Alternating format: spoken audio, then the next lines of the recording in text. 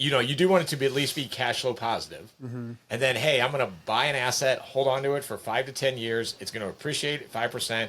I'm using other people's money, so I only have to have 20% of the cost of the asset in. And it saves me on a bunch of taxes, which is the greatest destroyer of wealth. I'm like, that's why people like this. Right. So the action that I would encourage people to take is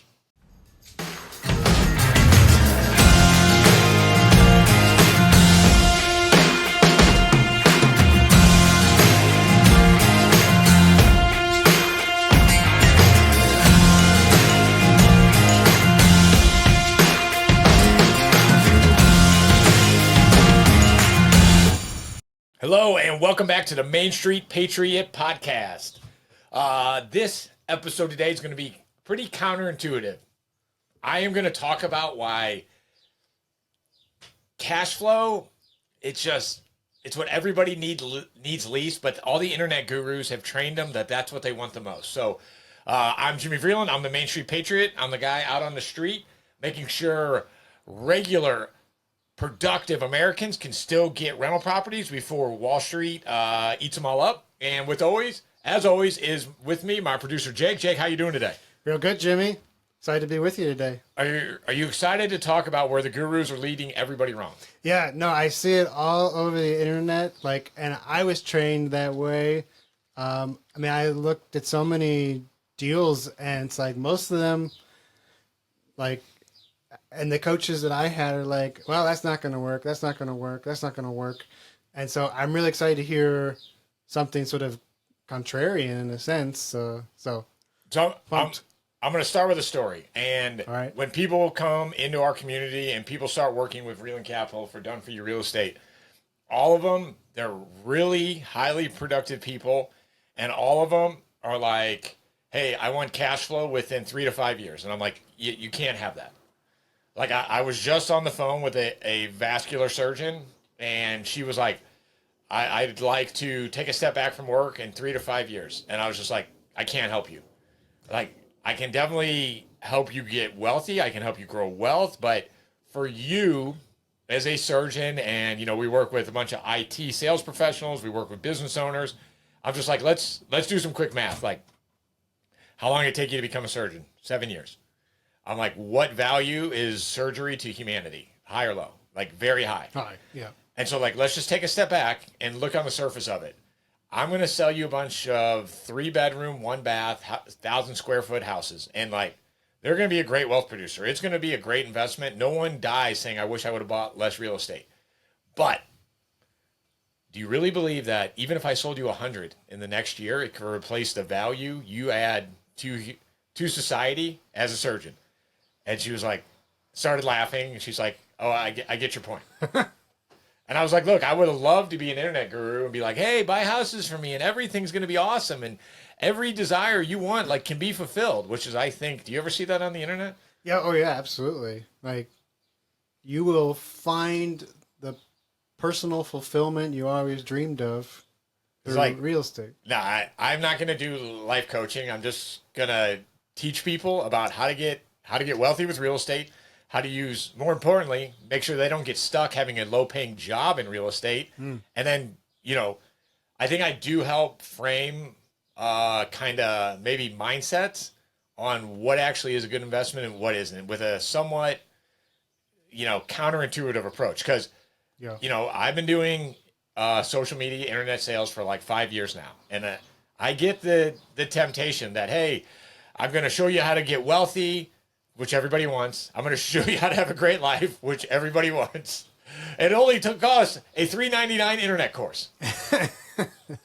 And so I get why people do it, and it's effective because obviously people buy it. But I really don't feel like doing that. It's kind of boring. Sure. And lacks integrity in a lot of ways. Oh yeah. Oh, the whole integrity thing. Yeah, I forgot about that. And, just kidding. You want to actually have integrity when you sell. But I was also thinking about my journey. So the whole rich dad, poor dad thing, and we've talked about this before, but that once your passive income equals your expenses, you're supposedly wealthy. And although in the beginning, I believed that. I fundamentally disagree with that now because there's just too many other ways to make monthly cash flow. And that generally it means a job. And on the internet, there's like this taboo that you want to be a business owner and if you have to actually work for cash, you're doing something wrong. But for small business owners listening to the podcast, you guys already know this. Like a lot of us own a job and there's nothing wrong with that. And like, I get a salary from my business. I have partners and they get salaries from the business. And then our big waterfall event, what we're trying to build equity in, is the actual business and the dividends. And so I have a newer business partner, two newer business partners that are learning the small business game. And like, they're frustrated. I'm always frustrated, but they're learning the frustration. It's like, wait a minute. I have equity in a thriving business right now, but the cash isn't hitting my pocket. Right. And so I'm gonna hit that a little bit later in the podcast. But back to the physician and these calls I'm having every week with people saying they want cash flow. And I was just like, I explained the 4 pillars. You win in 4 ways in real estate: appreciation, the ability to use leverage, use other people's money, tax advantages, and cash flow. And I'm just like, you're a very productive human and you're making multiple hundreds of $1,000s a year. It doesn't seem like you have a cash flow issue. Right. And there's like And so I was like, let me get this straight. We're going to take all your liquidity right now. We're going to start taking on a bunch of debt so that you can get what you need the least. And they're like, huh. I'm like, here's what I do know. You're wealthy in America, so I know you have a tax problem and I know you have an inflation issue. Like, how do you protect your long-term wealth for your family against the ravages of inflation? Right. Well, you're going to need to use leverage. You're going to have to find some safe source of leverage. Luckily, because it's real estate, the government gives you a 30-year fixed mortgage. And so they're like, huh, okay. But I've been responsible. I never wanted to take on debt. And I was like, if we lived on a gold standard, I agree with you.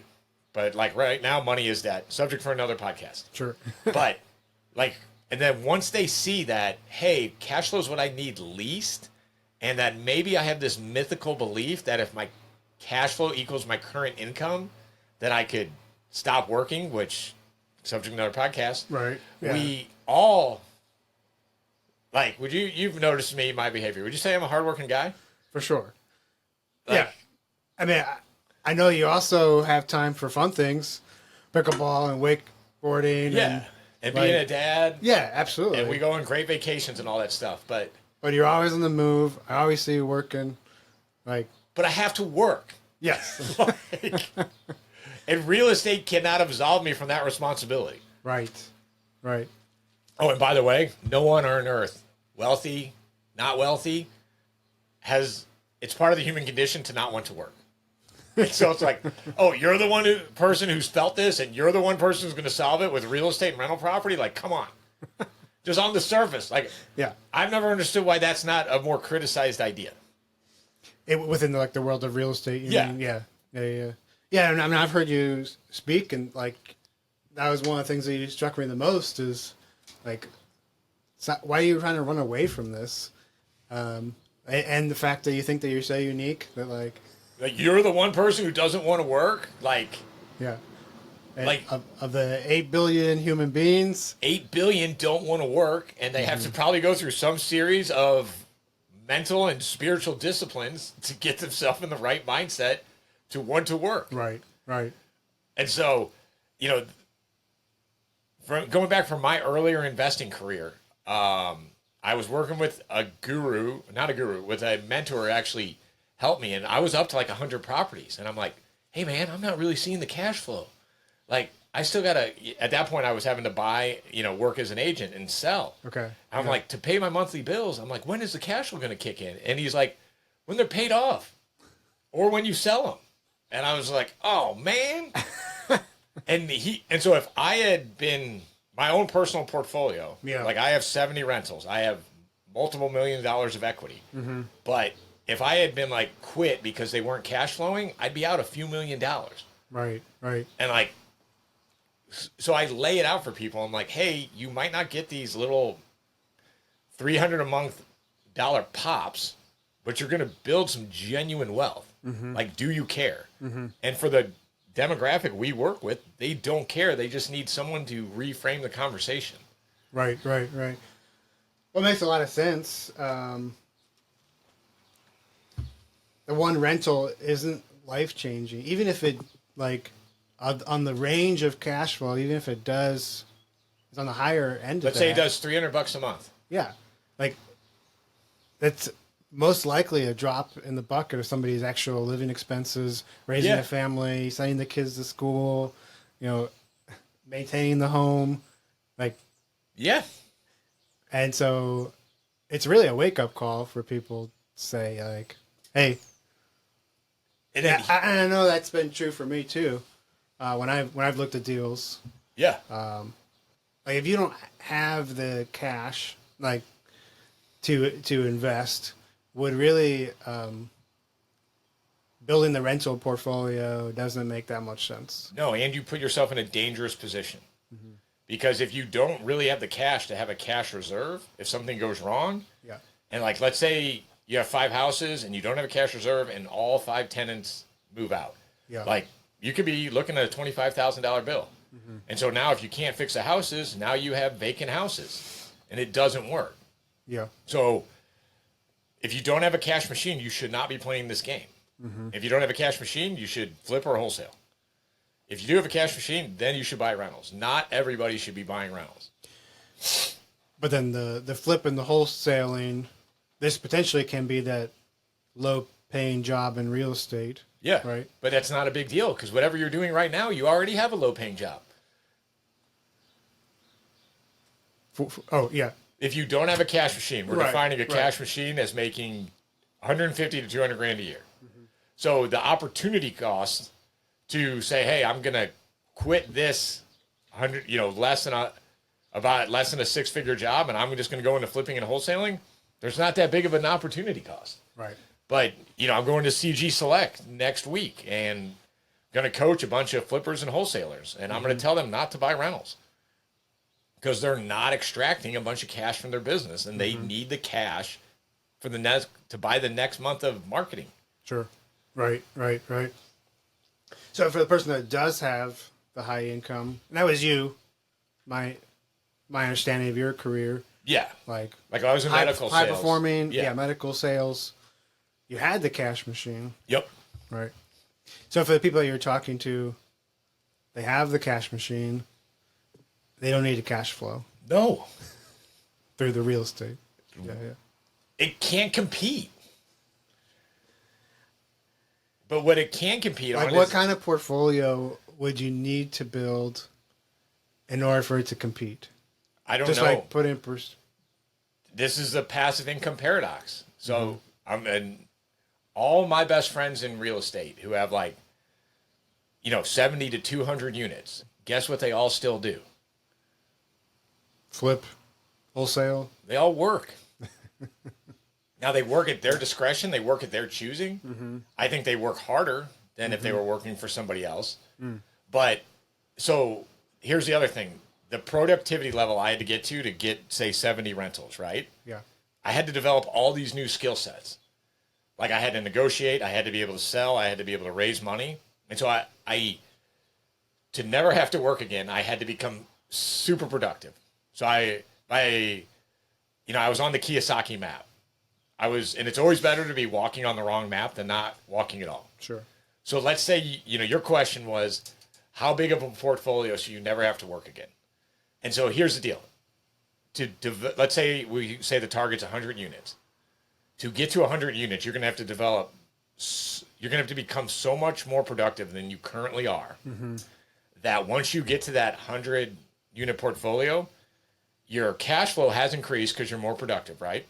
So as your cash flow increased, your living expenses have increased because you felt comfortable that you could save enough and say, take a better vacation, maybe buy a new house, right? Sure.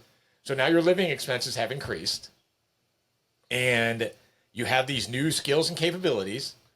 And so now that you've done all that work and created all that production, now you're going to quit. So my experience is what I've seen people do is they get to a new level of productivity and they go after a bigger target. But to just put all this work in to shut it down and do nothing, doesn't that sound insane on the surface as we're speaking about it? Oh, absolutely, absolutely. I guess I was sort of thinking like you mentioned maybe you could get $300 of cash flow out of a rental. And Like look at Trump. Yeah. Love him, hate him, whatever he is. The man has a huge real estate portfolio, right? Right. Yeah. And he leveraged all the skills in negotiating and whatnot and entertaining to get a reality TV show and become famous. He was, I mean, he was legitimately famous before the reality show, TV show, right? Sure. Yeah. No. He leveraged that. He was already famous for sure. Yeah. And so then he leveraged it to be a reality TV show, and so then he got a huge national following. And then, love him or hate him, he was able to leverage that to get the majority of the country to vote for him for president. Right. But what if he had just said, hey, man, I got Trump Tower, my cash flow's solid, I'm done.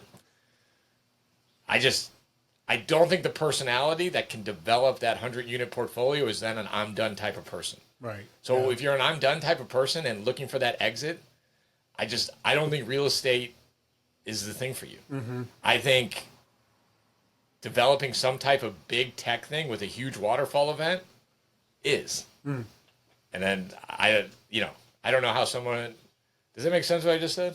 Yeah. Because you see the big tech guys who are like had a waterfall event, sold their business, and then they're done. Right. But even those guys, like one of my favorite podcasts is the All In podcast. And there's a bunch of tech guys talking about the economy. All of them had a big waterfall event, and all they did was reinvest in other things. Yeah. They weren't done. No. Yeah. So it's like if your main thing is I want real estate to get cash flow so that I can stop working, it's such a slippery, bad slope. Yeah. But now if I want cash flow as a permission slip to say, hey, this is a good asset that I'm not going to have to feed the meter every month. Because, you do want it to be at least be cash flow positive. And then, hey, I'm going to buy an asset, hold on to it for 5 to 10 years. It's going to appreciate 5%. I'm using other people's money, so I only have to have 20% of the cost of the asset in. And it saves me on a bunch of taxes, which is the greatest destroyer of wealth. I'm like, that's why people like this. Right. So, the action that I would encourage people to take is, of the 4 pillars, think about which one do you care about most? Which one is most important to you? And I know that was a paradigm shift I had to do. And if you're listening and before you make that decision, I also kind of want to talk about some of the other nastier sides of cash flow in general, throughout the general economy. Okay. And so cash flow as a small business owner, like if you see I'm sure you've felt this pain, but as a small business owner, if you see somebody on Instagram saying they made $100,000, what do you assume they put in their pocket? Whenever I do the math, I assume that it's not. Before you do the math, Okay. and pretend you weren't a small business owner. They got $100,000 to play with. Yeah, and $100,000 of cash flow, right? Yep. And when I first started my business, I was just like, oh, I'm going to make $100,000. I'm going to have $100,000 to go spend in my pocket. And that is just not true. And so most small businesses are starved of cash. And it takes a lot. So when I go to CG Select, the reason I'm going to say to these guys, until you're extracting $250,000 in cash a year from your business, you should not be investing heavily in rentals. So that doctor we just talked about, Yeah. I bet you her salary is, call it $500,000, right? She's taxed at 40%, but her and her family are taking home $300K every year, year in, year out. Sure. So they have a liquid cash reserve to start buying assets. And so that's what I don't think a lot of employees understand when they're like, oh, look at all those business owners being their own boss and everything. I'm like, here's a little secret from the small business world. Most small business owners are starved of cash. Yeah. Where that's the deal when you're a highly paid employee is you get the cash. You don't have to worry about anything else. That's the salary or the commission structure you agreed to. And then it's over. Yep. So I'll just behind the curtain a little bit. I spend in St. Louis, I spend $80,000 a month in marketing, TV, mailers, PVC, and then overhead for humans is about another $50K. So our overhead on that, and maybe I'm giving too much information, but let's just say our overhead for that business is $150,000. And to get to that point where I had that operational capital, I had to save 150K. And so that's also after tax money. And so what most people don't understand with small business owners is the operating capital is the owner's money. And that has to stay in the business. But that means they have less cash flow. Right.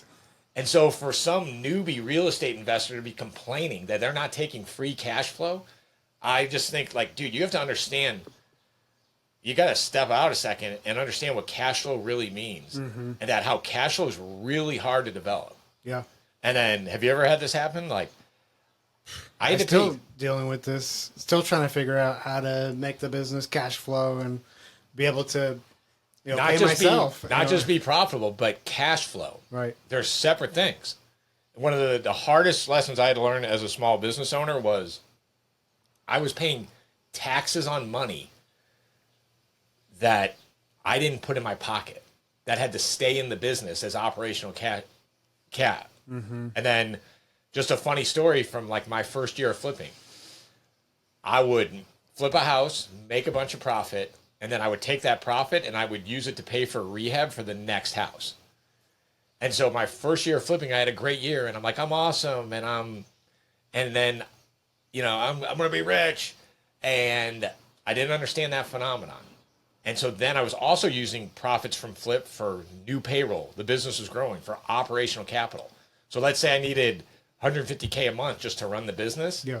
I didn't put that in my pocket. On a 25% tax rate, that was $40,000 of taxable income. And so my first year, I owed the government $200,000 that I wasn't planning for and didn't know about. So imagine getting your tax bill. Yeah. And then at this, it's also my experience that when it rains, it pours. So I was having a horrible month to begin with. But imagine your accountant, and then we had delayed flips. So we were waiting for cash to come back in. Yeah. So all the capital of the business was out. Yeah. And then I got another bill that said, hey, you owe us $200,000. And then it's like the government, and you freak out. Right. And I freaked out. Yeah. Now, what I learned is I borrow money at 8% from private investors. And guess what the penalty from the IRS is? 8%. So I was like, I'm not going to pay them right now. And I'm just going to pay them interest. I made the IRS another private lender. Another lender.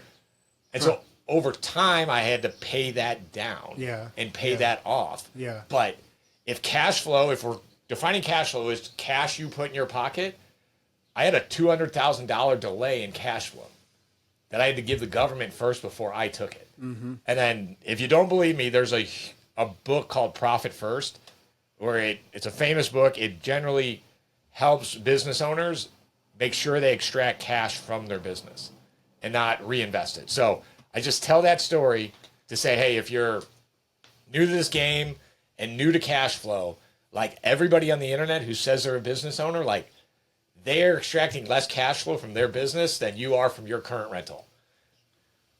Sure. And from your high-paying job, too, probably. Well, your high-paying job is cash flowing like crazy. That's the deal. You get paid first. You're making me rethink starting my own business here, Jimmy. I bet you I'm doing that for a lot of people. Because, look, man, there was that day that I got that $200,000 tax bill. I mean, I was dejected. I was just like, it made me appreciate my W-2 back in the day a lot more. Yeah. And so I was like, maybe I was a little bit of a punk. It maybe made a little bit of a premature exit. Yeah. Yeah. And so, I only tell that story to tell people, cash flow is really, really hard. Read The Founding of Nike. It's called Shoe Dog. It's about Phil Knight. It's an awesome book. It's a great book for you should read that. It's a great book for small business owners. Yeah. But do you know what covering the float is? So I don't know what that means. so Phil Knight I know what a float is, but Phil Knight would have to go to a bank to borrow money to buy his shoe inventory from China or wherever he bought it from. And this is before they went public. This is before Jordan. This is before all that. yeah. So he would be begging, borrowing, stealing, trying to find a bank to fund his next load of inventory. And then he would sell the shoes over the next like 4 to 5 months, pay the loan back. And then what was left was his cash. Farmers do the same thing. Farmers have to borrow money for seed. Yeah. And then they pay the bank back after the harvest. And whatever's left over is theirs. Yeah. Which is their cash flow. Right. Yeah. Yeah. After taxes. I'm reading the biography of Walt Disney right now. Uh-huh. And it's the same deal. Like, he's, He's borrowing from floating it. Peter to pay Paul and trying to just make it work. Like, nobody knows what he's trying to do, and they're excited about it. Yeah. But he didn't have a way to make a cash flow. Not for a while. Yeah. Like Phil Knight, until they went public. It was like over 15 years before they started making some money. Yeah. I'm sure he paid himself a salary, but to actually take dividends in cash flow. Yeah. So when I see a new person in real estate complaining about, even though their house is appreciating and their rents are going up, that the house isn't cash flowing, I just don't care. Yeah. Like there, I said it. So I just try to do a little bit of math, and you're better at this than I am. But if, like, let's say you wanted to replace your income and you were okay with working for your rentals to keep up with it and monitor your portfolio, whatever. If you're cash flowing at $300 a month and you're trying to replace a $300,000 salary, Yeah. just from that on paper, you need 100, right? that'd be No, wait. 30,000 a month. So yeah, almost 100. Yeah. Yeah. So it'd be like, how fast can you get 100 portfolio? But then, like you said, it comes back to that. But after you get that 100-unit portfolio, sure, the cash flow will be great, right? After the first 3 years, Yeah. it'll be really good in 10. Right. But if you have a 100-unit portfolio and you're only 20% in of your own cash, and that's on the high end if you're not doing creative, like you just created a massive amount of wealth. Right. So cash, then Then it would it's, take a massive amount to invest in that. yeah, Yeah, to get those down payments. yeah. But so at that point, like you don't care about the cash flow either. Yeah, sure, yeah. From a tax perspective, from a leverage perspective, appreciation. Like what you're making every month at that point from the tenant paying down the leverage is ridiculous. Yeah. It's the smallest part of the 4 pillars. I think so. It's generally what's most valuable people is what's hardest to find, right? Biggest problem to solve. But if you have a cash machine, you know, like we're drinking a bottle of water right now, not that valuable to us, right? Mm-hmm. But if we were in a desert and hadn't drank for 2 days, it'd be incredibly valuable. Be liquid gold. Yeah. And so right now, the people I work with, they are in a tax desert and they are in an appreciation inflation desert. Right. They have no option to grow their wealth other than working more. Right. Man, They're probably maxed out already. maybe this is what I'm hours. figuring out. Maybe we're figuring this out on the podcast. Like, what they have no option to have anything that grows without them working. So check, real estate solves that. Because even if they make no money in cash flow, the house appreciates 5% a year without them working. And that's how they grow their wealth. They're also in a tax desert. They have a tax target on their back. And so this is the one way they could get tax advantages. And then 3, to be wealthy, you have to responsibly use other people's money. Like Phil Knight, Shoe Dog, he had to take on investors. He had to go public to actually become wealthy. Yeah. And so those are the 3 pillars that this stuff teaches you to do, and this stuff actually helps you benefit from. Like that surgeon I was talking to, she can't, other than her working, that's the only thing that creates wealth for her. She has to buy assets. Yeah. get something else that grows while she works, and then getting hammered in taxes. This can help her with taxes. And then everything she's trying to do is on her own income after tax income. And quite frankly, the government takes too much of it for you ever to build something substantial. Yeah. So it's okay. Yeah, cash flow is simply a permission slip. It's not the gradient of success of the investment. Right. So, let's say you're a high performer, you have the cash, you know you need to be in real estate, but you think it's because of the cash flow. Like, what's like I don't know, like what's your first like thing you want to tell them to do?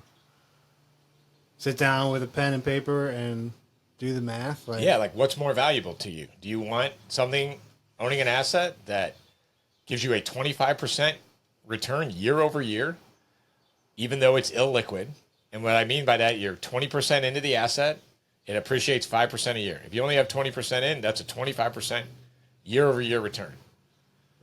And I would not, regardless of whether you think cash flow is going to make a difference or not, do not buy an asset based on year one cash flow. It's a poor decision. It's a poor frame to make a decision. Nice. Wow.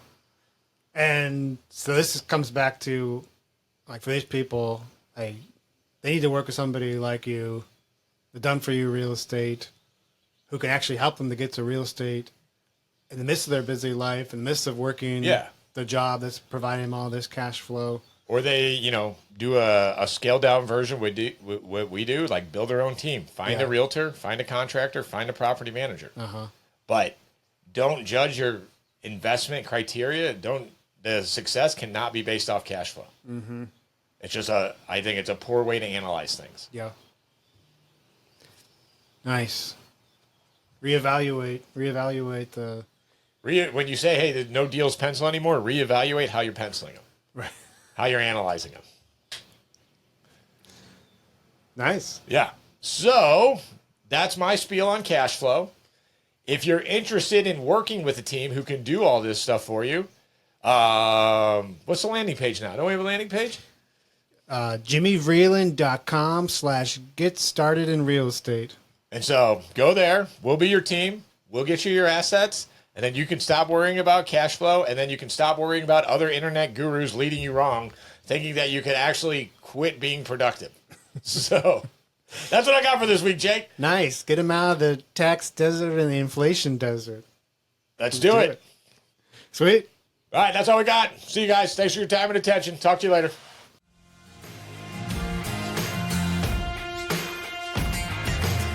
So if you like what you heard today and you want to learn more, sign up for a discovery call with one of the Vreeland Capital success coaches at JimmyVreeland.com.